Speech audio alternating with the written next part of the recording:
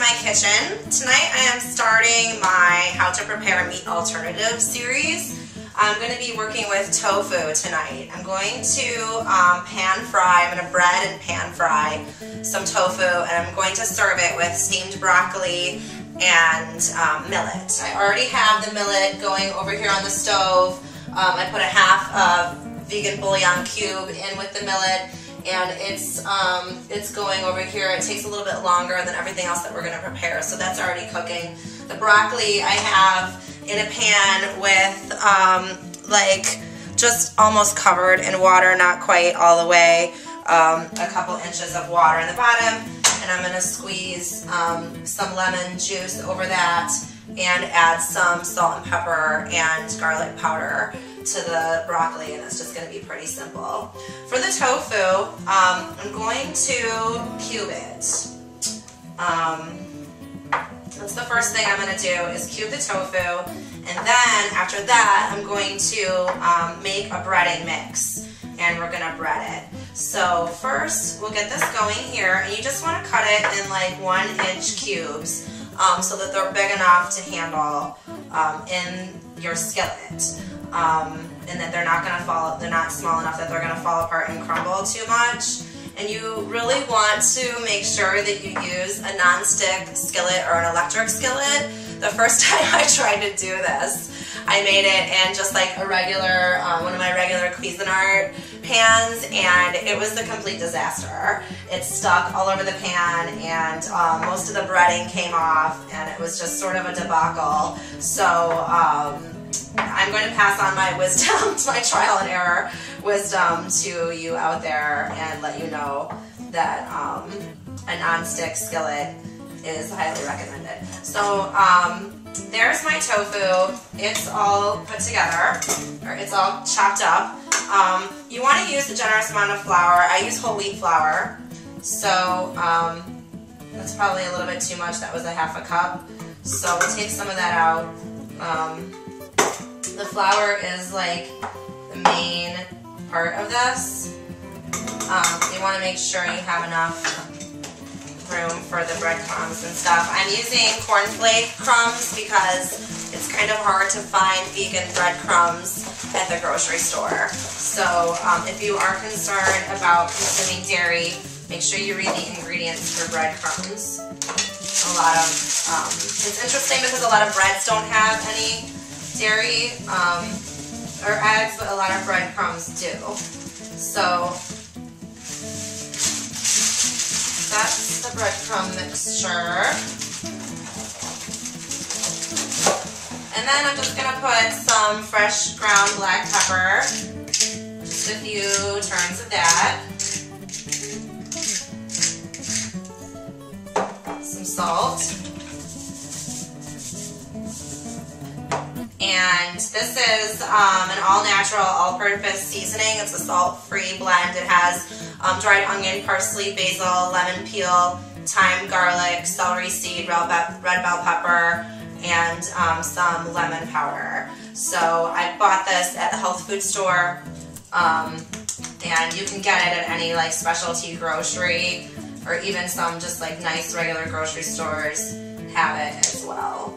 So then we're just going to stir this up.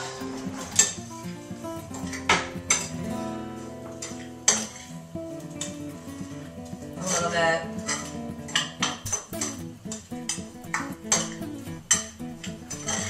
Get that going.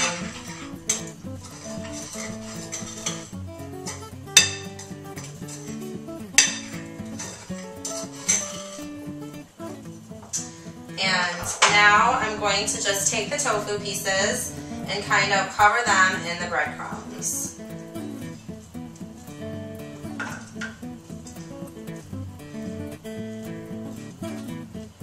And set them over here on this plate. This piece is like a little bit too big.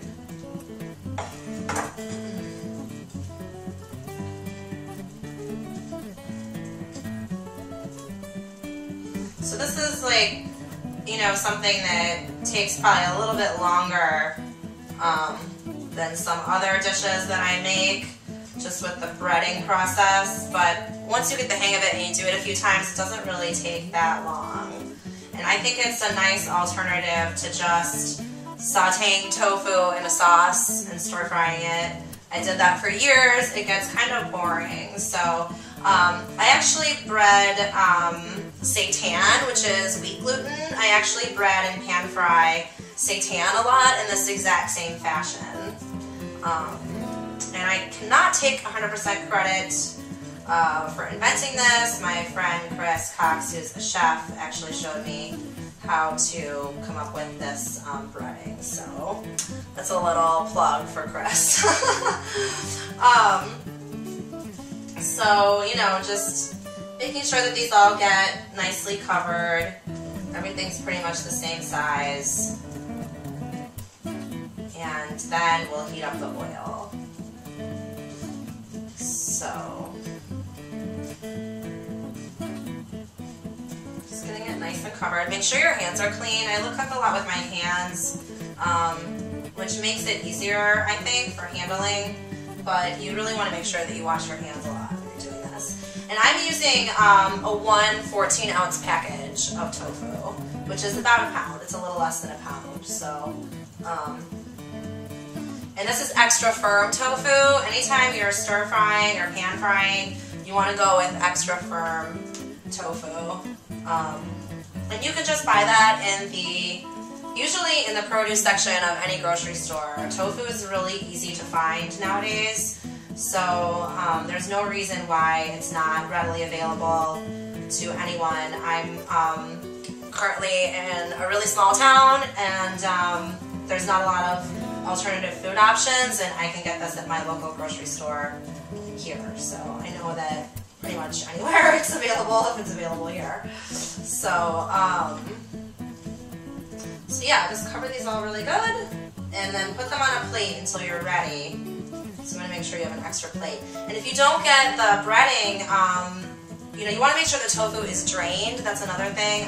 When I opened the package, I should have filmed this part too, but when I opened the package, I just cut a slit in the top of it because tofu is stored in water, or it's like a little bit of liquid. So I drained all that liquid out before I put it on my cutting board here, because otherwise it spatters and stuff when you cook it. So you want to make sure that's all drained out. Plus not only that, but now I can save this breading because I'm not going to use it all. And if I want to make some seitan or even more tofu later this week, I can use the same breading, and I haven't wasted all of my flour and breadcrumbs. So, and of course, you know, you can make your own breadcrumbs from stale bread or whatever too. I just buy them so I have them on hand at all times, because I bread and pan fry quite a bit. So we're about done with this step here. Just checking my millet over there. I think I need to turn up the heat on that. Millet takes a little bit longer. I'm actually just starting to use it as a grain on its own. I've cooked with it in recipes. I have a really good falafel burger recipe that has millet in it, and I've put it in soups and stuff before, but I've never made it as like the main grain in my dinner, so we'll see what happens with that.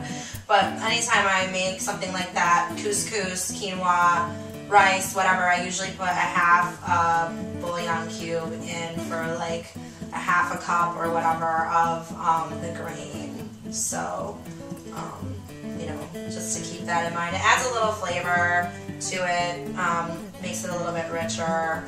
And I think that vegetarian bouillon cubes are something you should really always have on hand in your healthy kitchen. So, because if you buy stock, it gets really expensive, and I'm all about trying to save money at the grocery store, so anyway, little ways that you can. Alright, so that's our tofu. It's breaded, and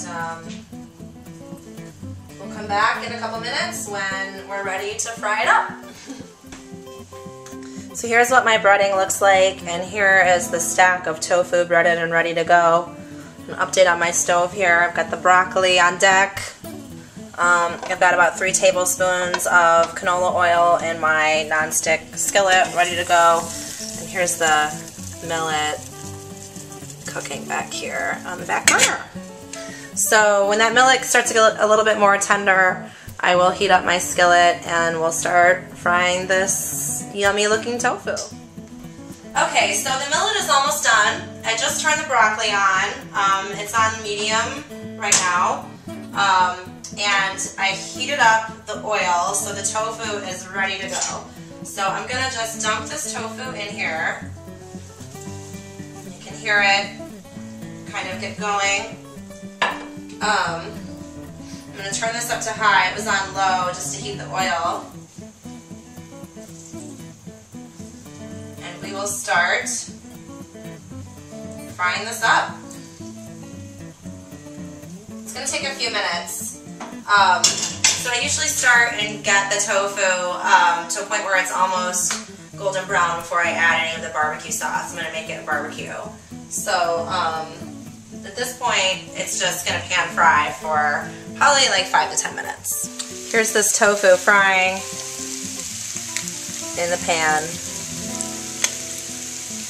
So I've turned this tofu once and you can see how it's kind of getting golden brown. So I'm just going to keep kind of turning it. Tofu doesn't take that long to cook. So it shouldn't be a lot longer before we start adding the barbecue sauce. I probably put a little bit too much oil in this time. But it does help it cook faster, and it's just canola oil. There's really not much other fat in this whole dinner, so I'm not going to stress too much. So this tofu has been pan frying for about 5 minutes, and it's time to add the barbecue sauce. So I have a half a cup of barbecue sauce here, and I'm going to pour that in. I'm going to try and really coat. I might need a little bit more.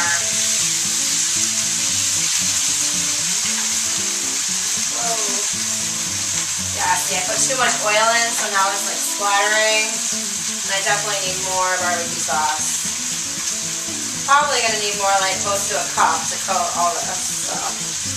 Because you want to make sure it's like nice and coated.